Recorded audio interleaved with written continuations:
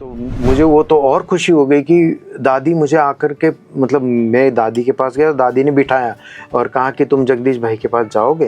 तो मैंने कहा हाँ दादी, क्यों नहीं जाऊंगा।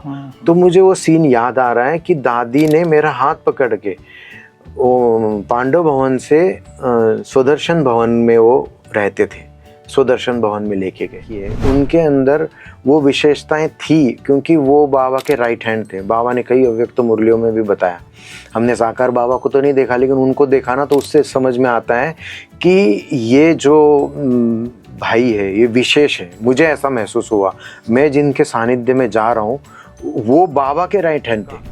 किसी भक्त के सामने इष्ट आ गया और उसे वरदान देते हैं तो वो तो मिल जाता है, तो उसे पूरे साल की तपस्या नहीं करनी पड़ती। ऐसे ही मुझे भी, जब जगदीश भाई, संजय साक्षात गणेश है, उन्होंने बोल दिया और मुझे वो कला सीखने के लिए ज़्यादा टाइम नहीं लगा। जरूरी नहीं कि कोई साधन ही चाहिए, उनकी सिंप्लिसिटी ये बहुत भाती है। मान लीजिए मुझे कई बार दिल्ली में रहते थे हम, शक्ति नगर में, तो कमला नगर जाना है तो ज़रूरी नहीं कि किसी को बुलाकर गाड़ी में बिठा कर ले जाना है। तो वो मैंने देखा कि रिक्शा 3 व्हीलर बुलाइए और कहा चलो हम चलते हैं।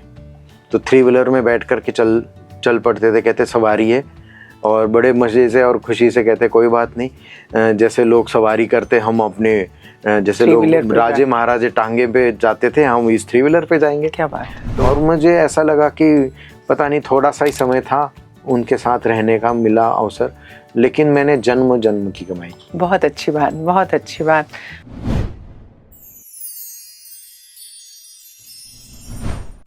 नमस्कार, हमारे आदर्श सीरीज में आप सबका एक बार फिर स्वागत है।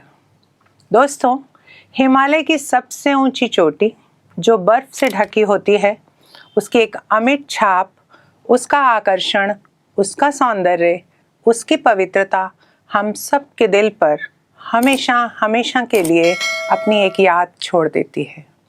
ऐसे ही हमारे इस ईश्वरीय विश्वविद्यालय में अनेक विभूतियाँ ऐसी हैं जिनके व्यक्तित्व की छाप हम भुलाए नहीं भूल सकते। ऐसी ही एक महान विभूति है हमारे नायकों के नायक, सिद्धि विनायक, परम आदरणीय जगदीश भाई साहब। इस महान विभूति के व्यक्तित्व की नज़दीकियों को, बारीकियों को समझने के लिए आज हमारे बीच आए हैं बीके योगेश भाई। ओम शांति। आपका हमारे ऑलमाइटी स्टूडियो में स्वागत है। योगेश भाई, ये आपका परम सौभाग्य रहा है कि आपको एक महान हस्ती, उच्च कोटि के लेखक के साथ का संग मिला है। हम सबसे पहले आपसे यही पूछना चाहते हैं कि आपको उनकी समीपता का सुअवसर कैसे मिला? बहुत बहुत शुक्रिया आपका, धन्यवाद। जब मुझे भगवान का परिचय मिला, और मेरा खुद प्रोफेशन ये था कि मैं बहुत बड़ा आर्टिस्ट बनना चाहता था। अच्छा। आर्टिस्ट के लिए मैंने पढ़ाई भी की, और जब मैं पढ़ाई करता था तो टीचर मुझे अपने पास बुला करके, मेरी ड्राइंग वाइंग अच्छी थी तो मुझे मुझे एक क्लास देते थे। तो उस क्लास को मैं करते करते मुझे अचानक हमारी दीदी ने एक बार मुझे कहा कि तुम्हें एक बोर्ड पेंट करना है, और वो भी शिव बाबा का। तो मुझे वहाँ से प्रेरणा मिली कि ये लाइफ और ये जीवन इनका ब्राह्मणों का बड़ा अच्छा है, तो मुझे इनके साथ जीना है। तो मैंने वो अपनी जर्नी तब स्टार्ट की, और स्टार्ट करते करते मैं मधुबन पहुँच गया। अच्छा।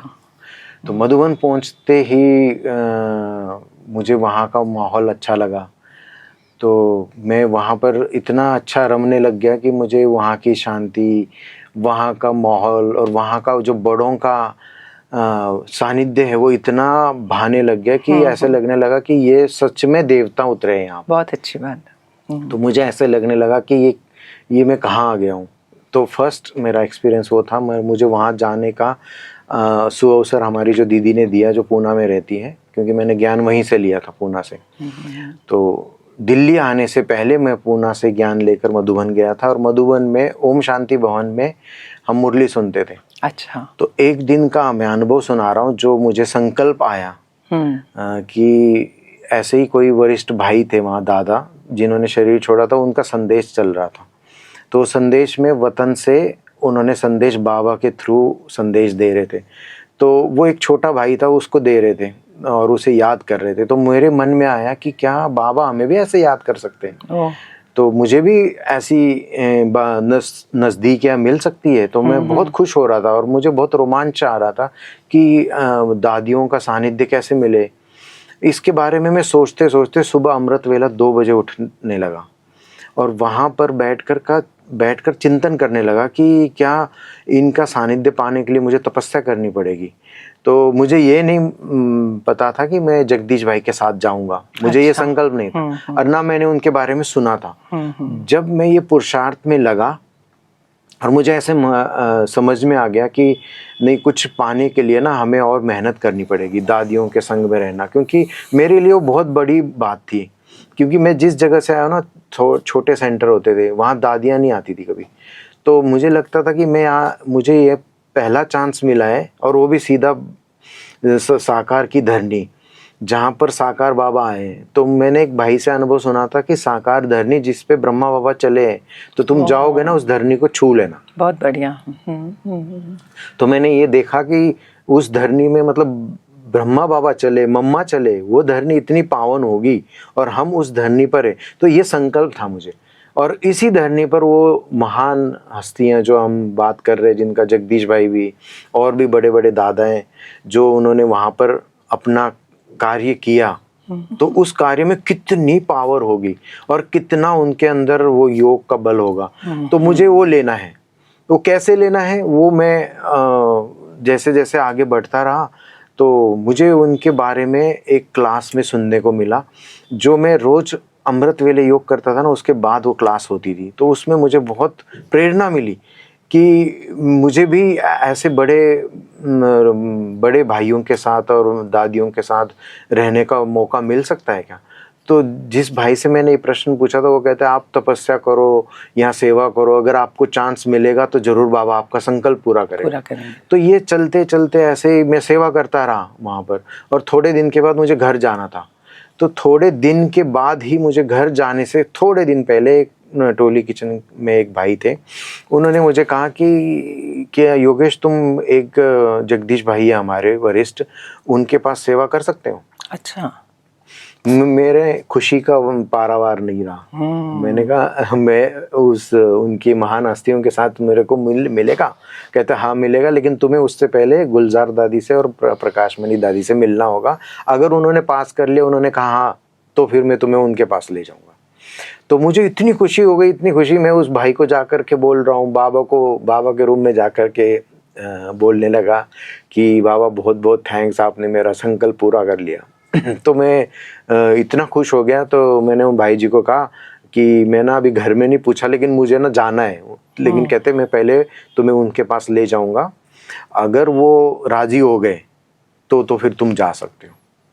तो ये मेरा पहला उनसे कनेक्शन था, या मेरा पहला संकल्प था। ये कहूँगी कि मैं उनके कनेक्शन में आने वाला था। तो फिर आपको दादियों ने भी बुलाया अपने पास? हाँ, फिर दादियों ने बुलाया। तो मुझे वो तो और खुशी हो गई कि दादी मुझे आकर के, मतलब मैं दादी के पास गया, दादी ने बिठाया और कहा कि तुम जगदीश भाई के पास जाओगे। तो मैंने कहा हाँ दादी, क्यों नहीं जाऊंगा। तो मुझे वो सीन याद आ रहा है कि दादी ने मेरा हाथ पकड़ के पांडव भवन से सुदर्शन भवन में वो रहते थे, सुदर्शन भवन में लेके गए। तो मैं इतना खुश हूँ, दादी मुझे हाथ पकड़ के ले जा रही है। तो आज अगर कोई कहेंगे उनको साधारण सी बात लगेगी, लेकिन मेरे लिए बहुत बड़ी बात थी, बहुत बड़ी बात लग रही थी। एक यात्रा जो आपकी थी वो इतनी महान हस्ती के साथ शुरू हुई। ये सभी जानते हैं हम कि परम आदरणीय हमारे जगदीश भाई साहब खजाने थे, रत्नों का खजाना था उनके पास। और ऐसे कई रत्न आपने निजी रूप से अनुभव किए होंगे, ऐसी कई विशेषताओं को आपने अनुभव किया होगा। आप हमें वह भी बताइए। हाँ, बहुत उनकी तो विशेषताएं ऐसी है कि वो तो बहुत ही महान आत्मा इसलिए बने हैं क्योंकि देखो बाबा ने उनको टाइटल दिया था गणेश का, संजय का, तो बाबा ने जरूर उनकी विशेषता देखी है। उनके अंदर वो विशेषताएं थी क्योंकि वो बाबा के राइट हैंड थे। बाबा ने कई अव्यक्त मुरलियों में भी बताया। हमने साकार बाबा को तो नहीं देखा, लेकिन उनको देखा ना, तो उससे समझ में आता है कि ये जो भाई है ये विशेष है। मुझे ऐसा महसूस हुआ, मैं जिनके सानिध्य में जा रहा हूँ वो बाबा के राइट हैंड थे। बहुत अच्छा। अब मुझे उनके साथ रहना है, तो मुझे हर बार ये संकल्प आता था कि मैं इनको संतुष्ट कैसे करूं, मैं इनके साथ कैसे रहूं, क्योंकि ये भरपूर है, सागर है। इनके पास हर प्रकार की नॉलेज है, मतलब कि हर तरह की नॉलेज, हर फील्ड की नॉलेज है। तो वो चाहते थे हर काम परफेक्ट हो। ब्रह्मा बाबा ने उनमें विशेषता देखी, तो वो भी मेरे में ये विशेषता देखना चाहते थे। इसलिए उन्होंने मिलने से पहले मुझे 10 दिन का टाइम दिया और कहा कि तुम्हारे अंदर ऐसी कोई भी मतलब कि वो ना हो जो तुम्हें कोई कला आती ना हो। तुम्हारे पास सारी कला होनी चाहिए, चाहे तुम्हें फिर वो टोली बनाने की हो, कलाएं होती ना, अलग अलग प्रकार की विशेषताएं होती है, प्रेस करने की हो, कपड़े धोने की हो, क्योंकि घर से आने वाले बच्चे या भाई सब ये नहीं करते। चाहे पढ़ाई करते हैं, उनको सिर्फ पता है पढ़ाई करनी है, बात की सारे काम तो घर वाले करते हैं। लेकिन जगदीश भाई चाहते थे, मुझे खुद बोला, उन्होंने इंटरव्यू ले लिया, जब दादियों से मिलाया तो मुझे कहा कि मैं हर चीज़ पूछना चाहता हूँ कि तुम्हें तुम्हारी मतलब ये कि विशेषता बता रहा हूँ मैं कि कोई व्यक्ति से अगर उनकी सेवा लेनी है तो पहले उसके अंदर देखना पड़ेगा कि इसके अंदर क्या विशेषता है और इस विशेषता के आधार पर उसे सेवा देनी है। मतलब एक संपन्न व्यक्तित्व दूसरे को भी संपन्न बनाने के लिए प्रयत्नशील है, ऐसी भी उनकी खास विशेषता थी। तो ये मैंने देखा उनको, तो उन्होंने मुझे वो ट्रेंड किया। अब कोई भी कह सकता है कि किसी कला को सीखने के लिए बहुत टाइम लगता है, लेकिन मैं आपको एक शॉर्ट में बात बताना चाहता हूँ कि अगर आपके सामने कोई इष्ट, आपका किसी भक्त के सामने इष्ट आ गया और उसे वरदान देते हैं तो वो तो मिल जाता है, तो उसे पूरे साल की तपस्या नहीं करनी पड़ती। ऐसे ही मुझे भी, जब जगदीश भाई, संजय साक्षात गणेश है, उन्होंने बोल दिया और मुझे वो कला सीखने के लिए ज़्यादा टाइम नहीं लगा। तो मुझे टोली बनाने के लिए कहा और भी कई सारे प्रकार की उन्होंने मुझे शिक्षा देने के लिए, जैसे कि कोई किताबों का काम करना है, लेखनी का काम करना है, तो उसमें मुझे क्या सीखना चाहिए उसमें।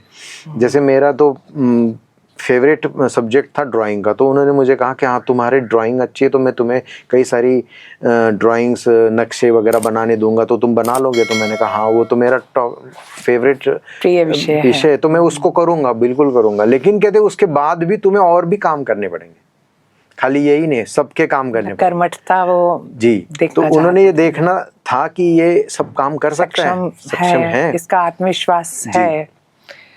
आपके पास उनकी बहुत सारी यादगार बातें हैं, अनुभव हैं। कोई एक ऐसी याद उनकी जो आज भी आपको फिर से बार बार याद आती हो?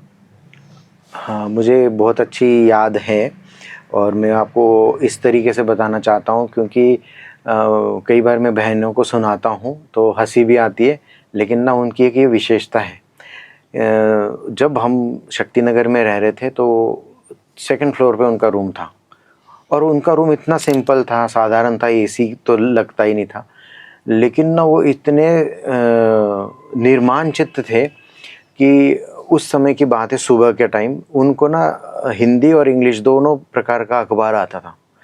तो अखबार आता था, मेरा काम क्या था कि वो अखबार पीछे 2nd फ्लोर से आता था और वहाँ से उठा के मुझे उनको देना होता था। तो जो काम वो मुझे देते थे उसको मुझे एक्यूरेट करना होता है, क्योंकि उसमें और कोई मतलब कि किसी तरफ अपना टाइम वेस्ट नहीं करना है।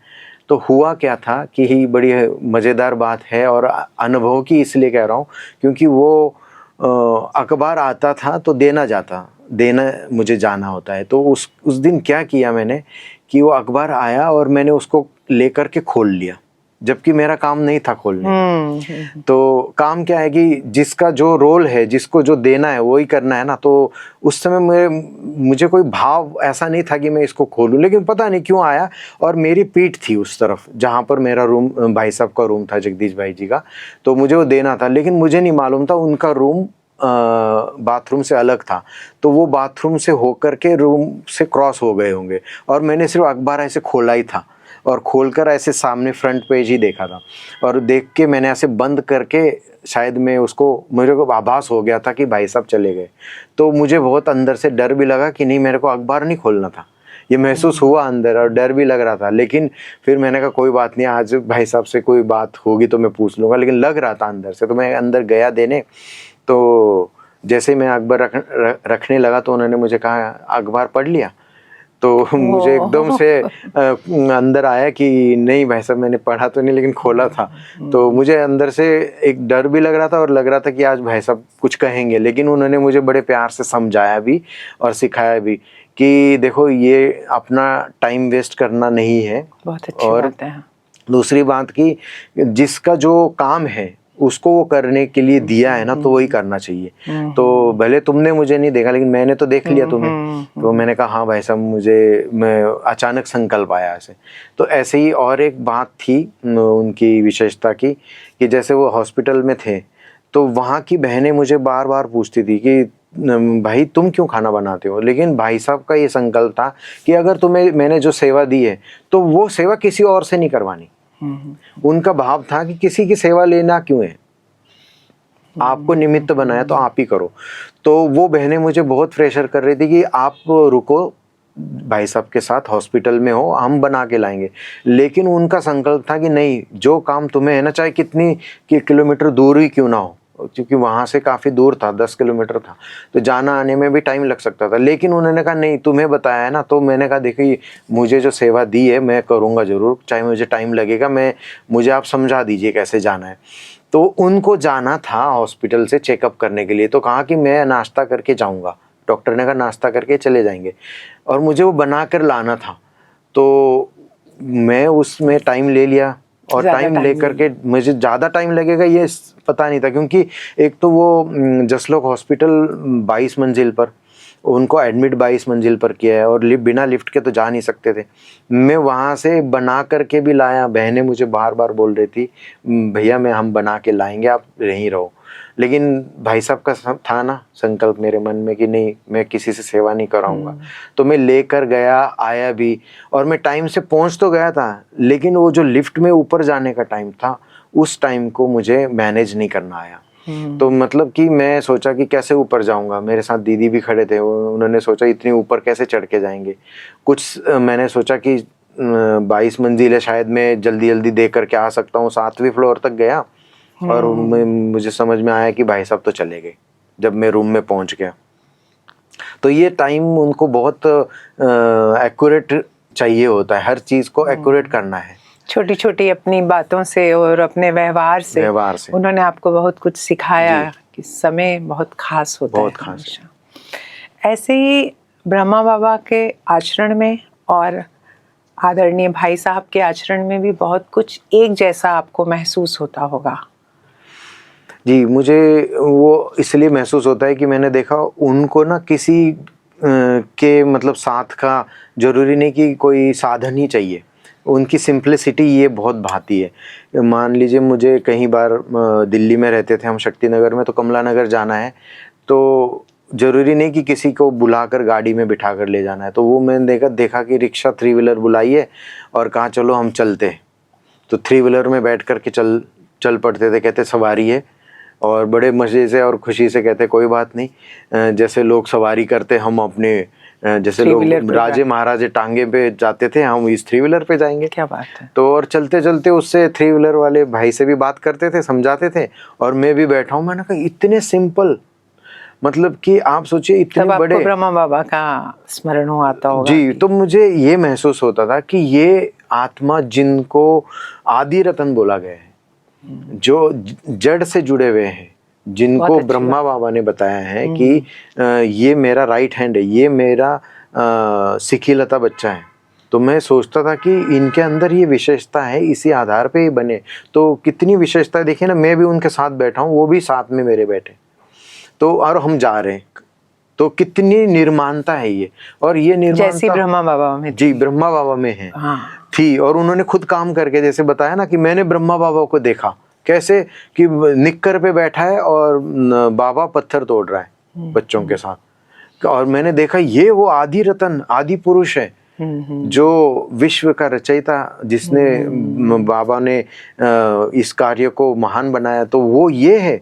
और हम भी ऐसे ही बनना है हमें। तभी बड़े बड़े कार्यक्रमों में वो अपना सहयोग देते थे, घंटों खड़े होकर। घंटों खड़े रहते थे पीछे।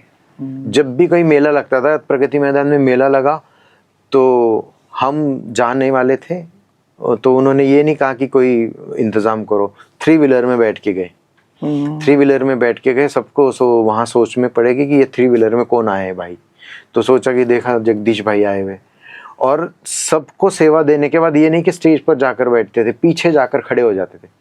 मुझे अभी भी वो याद है कि उनकी तबीयत ठीक नहीं थी, फिर भी उन्होंने वो अपनी सेवा को निभाने के लिए, उस जिम्मेदारी को निभाने के लिए वहाँ गए, और वो सेवाएं देते थे ना, तो इतने निर्माण चित्त होते थे। मैं देखता था कि इतने बड़े भाई, मतलब इतने बड़े लोग आने वाले हैं, और उसको कार्य को सफल करने के लिए ये भाई साधारण होकर के बैठे हैं और सबको सेवा दे रहे हैं, और पीछे जाकर बैठे। ये नहीं कि आगे जाकर बैठे, सबसे पीछे जाकर बैठे। जैसे ब्रह्मा बाबा ने सबको आगे रखा, और ये उनके अंदर ये विशेषता थी। बहनों को तो वो जैसे कि सबसे आगे रखना। मुझे तो साथ कहते थे कि कोई भी इनकी सेवा होगी ना, तुम्हें करनी है, बहनों से नहीं करवानी। तो भाई साहब के, जैसे कि आपने बताया अभी कि इतनी निर्माणचित व्यक्तित्व के वो स्वामी थे, तो कहीं ना कहीं निश्चित रूप से कोई हास्य विनोद का पुट भी उनमें मिलता होगा। हाँ जी। क्योंकि वो सरल हैं, सीधे हैं और बेफिक्र बादशाह के साथी हैं। जी। तो कभी कोई ऐसा हास्य विनोद का अनुभव? हास्य विनोद की बात भी है कि जब उनका रूम ऊपर होता था ना, तो बड़ी अच्छी बातें बोला करते थे। तो क्या होता था, उनके रूम में भी टेलीफोन रखा होता था, और उनके बाथरूम में भी रखा होता था। तो मान लीजिए अगर वो किसी कामवश नीचे गए हैं और फ़ोन बज रहा है, तो उस समय ना दादियों के फ़ोन आते थे। अच्छा। तो प्रकाश मणि दादी, गुलजार दादी, तो 2 बार मैंने ना प्रकाश मणि दादी का भी फ़ोन उठाया था। तो मुझे ऐसे महसूस होने लगा कि पता नहीं, मैंने तो भगवान से बात कर ली। बिल्कुल। तो मुझे बड़ी खुशी होती थी। तो मैं दादी से बोलता था कि हाँ जी दादी जी, मैं बात करवाता हूँ, भाई साहब नीचे गए हैं। तो कह रहे तुम कौन बोल रहे हो? मैंने कहा दादी मैं योगेश।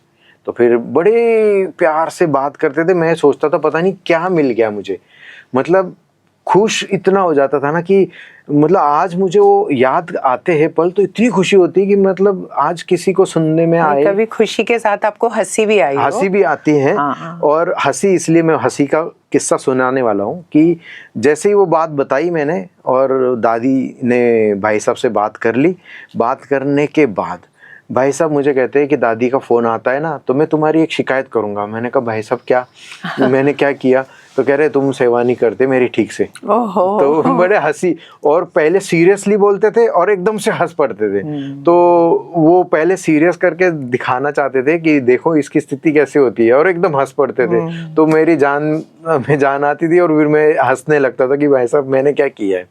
तो ना वो ऐसे हंसी मजाक करते थे, और बार बार एक बात मुझे जरूर बोलते थे, क्योंकि मैं महाराष्ट्र से हूँ, पूना से ज्ञान लिया है। तो उस जगह शिवाजी का जन्म हुआ था, तो मुझे बार बार बीच में याद दिलाते थे तुम शिवाजी के गांव के हो। तो मैं बड़ी हंसी आती थी। मैंने कहा भाई साहब आपने कैसे समझा ऐसे? तो कहते मैंने सारी किताबें पढ़ी है, तो मुझे मालूम है। तो वो पहाड़ी चूहा था ना, तो भी एक चूहा ही हो। तो बड़े अच्छे, मैंने कहा उस भाव से मैंने ले लिया। अच्छी बात है। तो हंसाते थे, ऐसे बहुत सारी चीजें हंसाते थे। ऐसे ही भाई साहब के व्यक्तित्व को जब हम अच्छी तरह से गहराई से समझने का प्रयास करते हैं, तो हमें लगता है कि वो एक उच्च कोटि के पारखी भी थे। हाँ जी। परखने की क्षमता और शक्ति जो थी वो उनमें बहुत अधिक थी। तो आपको भी ऐसा अनुभव होता होगा? अनुभव ये है कि मैंने उनके अंदर ये अनुभव देखा कि जब मैं दिल्ली में आया था नया, तो मुझे दिल्ली के बारे में नहीं मालूम था कुछ भी, लेकिन क्या ये सेवा कही किसने, मुझे दी किसने, ये मुझे जब समझ में आ गई ना, तो आज मुझे महसूस हो रहा है वो बात कि जब भाई साहब ने मुझे एक सेवा दी थी कि तुम्हें ना जामा मस्जिद जाना है। हमारा जो ORC कॉम्प्लेक्स है जब बना नहीं था, तो ORC कॉम्प्लेक्स के अंदर कई सारी ड्राइंग्स बननी थी, तो उसमें ना आर्चिस बनना था। तो उस आर्चिस को बनाने के लिए ना कुछ डिज़ाइन चाहिए थे। तो मुझे कहा कि तुम ना जामा मस्जिद जाओ और वहाँ पर ना मस्जिद के बाहर की डिज़ाइन होती थी, उनके फोटोज़ मिलते थे। अच्छा। हाँ, कैलेंडर मिलते थे। तो मुझे तो मालूम ही नहीं था, मैं नया था दिल्ली में, मैंने कभी सवाल नहीं किया उनसे। और साइकिल थी मेरे पास, उन्होंने कहा कि तुम पूछो किसी से, जामा मस्जिद जाना और वो पिक्चर्स लेकर के आना है। तो मैंने ये नहीं कभी सवाल किया कि कैसे जाऊंगा, क्या करूंगा, क्योंकि कोई नया अगर किसी को आप बताते हो या किसी नए बच्चे को कहीं भेजोगे तो एड्रेस लेके भेजोगे या कहोगे कि जाओ फलाने। मेरे मन में कुछ नहीं, मुझे उन्होंने बताया जामा मस्जिद का है। अगर आप मुझे, मैं इतने साल से दिल्ली में रह रहा हूँ, आज भी कहोगे तो मैं कहीं भटक जाऊंगा। लेकिन उस समय की इतनी तीव्र मेरे अंदर इच्छा थी कि जिन्होंने मेरे को सेवा दी है तो मुझे जाना है। और उन्होंने आपको परख लिया कि हाँ, कि इसने इसको मैंने बताया तो शायद ये करेगा ही। तो मैं वो लेकर के गया हूँ और साइकिल पे जाना था मुझे।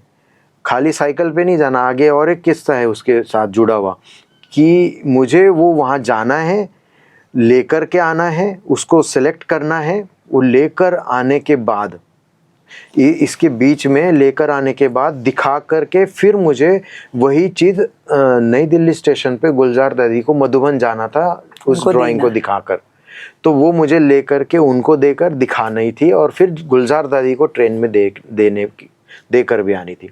तो ये बड़ा मेरे लिए टास्क भी था, लेकिन अचंभा मुझे आज इसलिए लग रहा है कि मैंने एक बार भी प्रश्न नहीं किया और मैं उस स्थान पे पहुंच भी गया और उस स्थान पे पहुंचकर मैं वो लेकर के गया हूँ। तो ये मुझे आज भी मिराइकल लग रहा है, इसलिए कि वो कराया किसने, उन्हें पता था कि आप कर सकते हैं जी। भाई ऐसा भी होता होगा उनके साथ कि बहुत सारी आत्माएं उनके समक्ष आती हैं और अपनी बात कहती हैं, बहुत विस्तार में भी बहुत जाते हैं, कोई बात बनाने का प्रयास करता होगा उनके आगे या कुछ बात को पलटने की कोशिश, तब भी वो बहुत जल्दी परख लेते होंगे किसी को। जी जी, मुझे याद आ रहा है कि बहुत सारे भाई बहन आते हैं मिलने, बहुत सारे मधुबन में ऐसे किस्से होते थे, तो उनसे ना सवाल पूछने आते थे कि कोई किस रूप से पूछने आता था कोई, क्योंकि वो ये नहीं सोच लेते थे कि ये जो सामने बैठा है ये आदि पुरुष या एक बाबा का राइट हैंड बच्चा है, संजय है, इससे सब बातें पता लग जाती है। कोई भी किसी भी रूप में पूछने आते थे। तो एक किस्सा मैं बता रहा हूँ कि एक मधुबन से भाई मिलने आए थे दिल्ली। तो वो शायद किसी चीज़ से परेशान होगा, परेशानी सब बातें सबको नहीं बताई जाती, और मैं तो उस समय नया था। लेकिन वो जो भाई आया था मिलने के लिए, वो भाई साहब से खास मिलने आया था और अपनी लाइफ की कोई सरकमस्टेंस होगी, मधुबन की बात होगी कोई, तो मैंने मैसेज दे दिया भाई साहब को कि ऐसे ऐसे कोई भाई मिलने आया है। तो भाई साहब ने टाइम दिया, कहते हाँ रुक जाओ, अभी जो मिलने आए पहले उनसे मिल लेते फिर उनसे मिल लेंगे। तो जब उन्होंने ऊपर से देखा उस भाई को, तो ओम शांति की, तो उस भाई ने भी की, लेकिन उस भाई को मैंने रोक लिया था आधे घंटे के लिए। तो उन्होंने ऊपर से देख करके कहा कि मैं आधे घंटे बाद बुला लूँगा। तो थोड़े देर के बाद जब काफ़ी टाइम गुजर गया, 1-1.5 घंटा हो गया, तो उस भाई को लगा कि अब शायद भाई साहब बिजी है तो मिलेंगे नहीं, तो भाई तो चला गया। अच्छा। तो मुझे बाद में 1.5 घंटे बाद, 2 घंटे बाद मैंने सोचा भाई साहब भी भूल गए होंगे, तो मुझे बुलाया कि कहा कि योगेश वो भाई आया था मिलने के लिए, वो कहाँ है? मैंने कहा भाई साहब वो तो पता नहीं, वो तो चला गया। कहते चला गया? वो तो मिलने आया था ना मुझे। मैंने कहा हाँ जी मिलने तो आया था। तो कहते तुमने कैसे भेज दिया उसे बिना मिले? तो मैंने कहा मुझे तो पता नहीं भाई साहब, वो तो चला गया। कह रहे नहीं तुम जाओ उसे मैं ढूंढ के लाओ। मैंने कहा भाई साहब वो तो चला गया यहाँ से।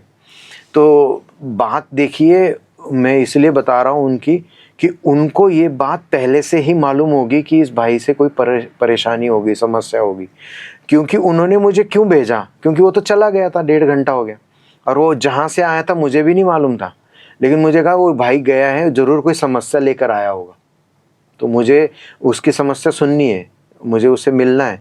तो मैंने कहा भाई साहब वो तो चला गया है। मैं फिर क्या किया कि थोड़े मुझे ऐसा महसूस हुआ कि ये भाई लोग आते सब जिस जगह से ना, तो मैं उस रास्ते चला गया, साइकिल ले ली और फटाफट भाग के कि कहीं भाई आसपास ही होगा।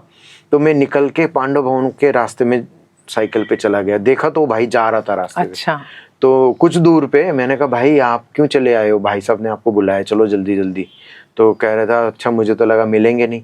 तो वो भाई इतना खुश हो गया, कहता वो रोने लग गया था, कहते नहीं मुझे तो सच में मिलना था और भाई साहब ने तुम्हें खास बुलाया मुझे मिलने के लिए। मैंने कहा हाँ। तो गए, वो भाई रास्ते में ही मुझे बताने लगा मेरी बहुत बड़ी समस्या थी, अगर मैं नहीं मिलता ना तो मैं कहीं और चला जाता।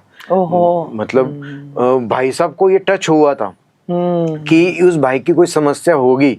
तो वो भाई आज भी अगर मुझे मधुबन में मिलता है ना, कहता है अगर उस दिन तुमने मुझे भाई साहब से नहीं मिलाया होता ना मैं कहीं और चला जाता। कितनी अच्छी बात है। तो मतलब मुझे भी खुशी हुई कि मैं लेकर गया और भाई साहब ने उससे मिला और उसको सॉल्यूशन दिया, और उसके बाद भी वो भाई आज मधुबन में समर्पित हैं।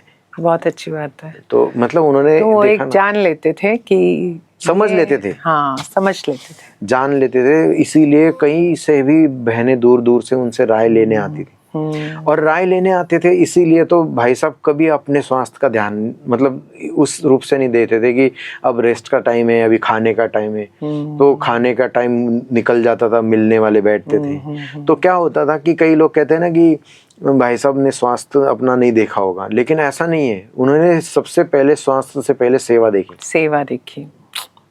इसलिए लोगों को लगा कि संपूर्ण समर्पण का भाव और दूसरों को ज्यादा देखना, और उसमें ज्यादा बहनों को कोई समस्या ना आए। उन्होंने जीवन दिया है। मुझे बार बार ये महसूस कराते थे, दिखाते थे, बताते थे तुम्हें पता है तुम कहाँ पर हो, तुम किस जगह पर हो, किसके लिए तुमने जीवन दिया है। ये स्मृति दिलाते, उत्साह के पंख लगाते थे। जैसे कि अभी आपने अंतिम समय और मतलब ये कहा कि तबीयत उनकी ठीक नहीं रहती थी, तो उस समय का कोई एक ऐसा अनुभव? जी, उनकी ना स्वास्थ्य हमेशा मैंने देखा है कि अगर ऊपर नीचे भी होता है ना तो उन्होंने अपने चेहरे पे नहीं लाने दिया। उन्होंने ये नहीं कहा कि मुझे फलानी जगह दर्द हो रहा है। अच्छा, कभी ऐसा महसूस नहीं हुआ। हम रह रहे साथ में, लेकिन ना वो बिल्कुल ही उससे अलग ही होते थे। मतलब हम उनको बताते थे, ध्यान दिलाते थे कि भाई साहब ये ऐसा आपको करना चाहिए, आपको टाइम से रोटी लेनी चाहिए, सब्जी खानी चाहिए। कहते थे अभी थोड़ा सा ही तो समय है, जो समय अभी मैं अगर इनको दे दूं, अगर इनका समय और इनके जीवन में अगर परिवर्तन होता है तो मैं वो क्यों ना उनको सफल करूं। लेकिन एक समय ऐसा था कि जब वो हॉस्पिटल में थे और मुझे उनके साथ हमेशा रहना था, तो एक बार वो बहुत बेचैन होने लग गए और उनको अंदर से अंदर ऐसा आने लगा कि शायद ना अब मुझे बाबा से मिलना है। अच्छा। तो वो समय रात का था और तबीयत ज़्यादा ख़राब थी। तो वो मुझे कहने लगे कि क्या तुम मुझे लेके चलोगे? मैंने कहा नहीं, मैं ऐसे कैसे लेके चलूँगा। कहाँ लेकर चलो? जब हम हॉस्पिटल में एडमिट थे तो वो बार बार मुझे कहते थे कि पांडव भवन लेके चलो। अच्छा। क्योंकि मुझे हॉस्पिटल में नहीं रहना है। तो मैं उनको कहता था पांडव भवन कैसे जाएंगे बिना डॉक्टर और दादियों की परमिशन से। तो मुझे बोलते थे, बड़े हुज्जत से बोलते थे, तुम मुझे लेके जाओगे कि नहीं ले जाओगे। तो ये हम दोनों का आपस का वार्तालाप होती थी और मैं वहाँ होता था। तो और कोई सेवा में होते थे, इधर उधर थे, लेकिन वो समय रात का था। अच्छा। रात के 11-12 बज रहे थे।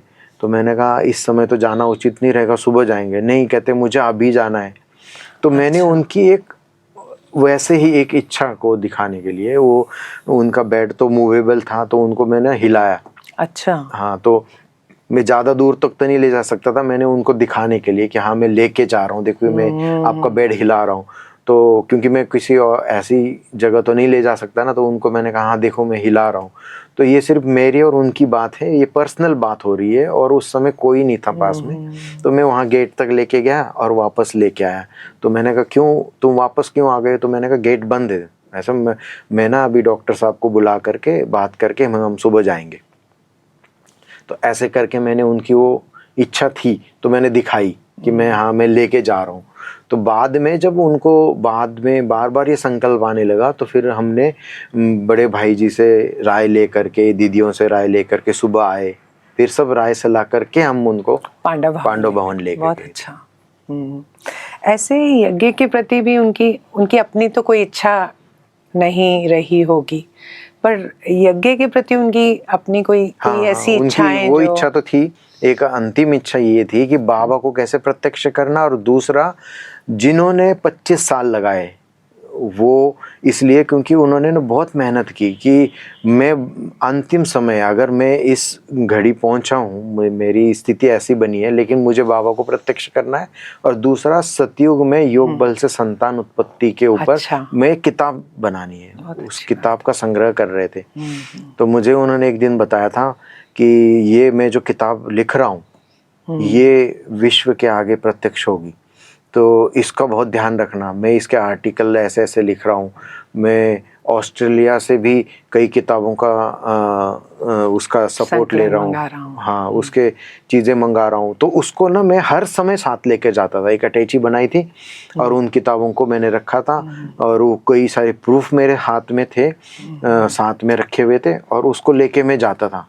मतलब एक वो मेरी कुंजी, मतलब उनके साथ उनकी एक पूंजी थी जो मैं साथ लेके चलता था। कई लोग मुझे पूछते थे कि ये इस ब्रीफकेस में क्या लेके चलते हो, तो मैंने कहा क्या बताऊं इनको, जो भाई साहब उसको पूरा करना चाहते थे, चाहे हॉस्पिटल में हो। पूरा इतिहास जी, तो उन्होंने उसके लिए दिन रात एक किया था।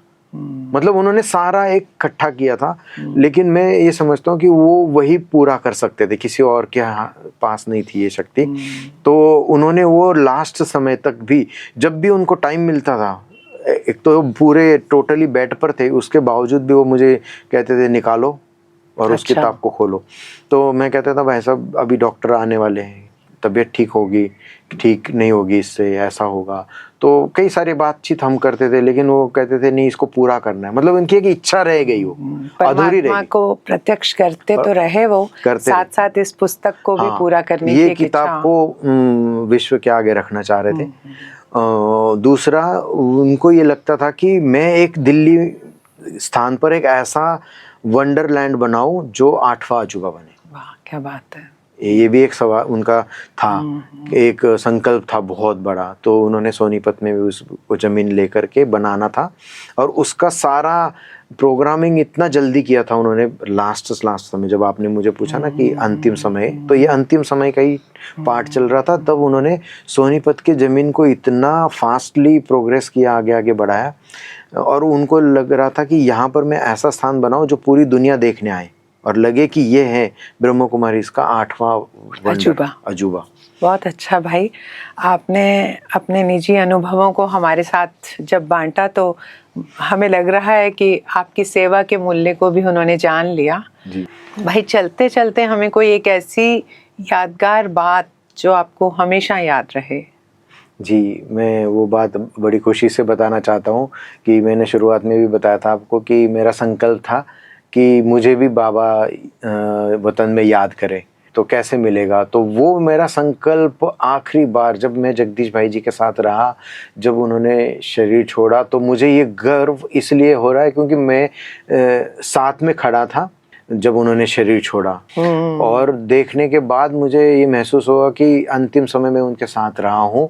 और जब वो संदेश आया, और संदेश में जब दादी ने बाबा के थ्रू संदेश भेजा, तो मेरे पैर जमीन पे नहीं थे। तो मैं इतना खुश हो गया कि मुझे उस समय ऐसा महसूस होने लगा कि मैं स्वर्ग में पहुंच गया हूँ, मुझे कहाँ बाबा ने बुला लिया हो। और जब दादी ने ऊपर बुलाकर नाम ले लिया, तो दादी ने सिर पे हाथ रखा, तो मैं हजारों लोग पहुंच गए थे। मुझे तो लगता है शायद ही ये ऐसे मौके पर कोई पहुंचा होगा, इतनी संख्या में लोग पहुंचे थे। उसके बाद मुझे कितने सारे लोगों ने दुआएं दी कि तुम बहुत भाग्यशाली हो, बहुत भाग्यशाली हो। तो मुझे बहुत ही खुशी होती है उसमें कि बाबा ने मेरा नाम ले लिया और भाई साहब ने मुझे याद किया उस संदेश में, इतने लोगों के सामने दिया। और मुझे ऐसा लगा कि पता नहीं थोड़ा सा ही समय था उनके साथ रहने का मिला अवसर, लेकिन मैंने जन्म जन्म की कमाई की। बहुत अच्छी बात, बहुत अच्छी बात, बहुत अच्छे अनुभव आपने हमारे साथ आज शेयर किए हैं। आपका स्टूडियो में फिर से एक बार धन्यवाद, शुक्रिया। दोस्तों, हिमालय की चोटी का जिक्र हमने किया था, और इस मंजिल को अपने तीव्र पुरुषार्थ के साथ परम आदरणीय जगदीश भाई साहब ने पूरा किया। साथियों, उन्होंने दिल और दिमाग से सेवा की, कर्म किया, और वाचा में आकर सबको अपने साथ उस भगवान की प्रत्यक्षता का अनुभव कराया।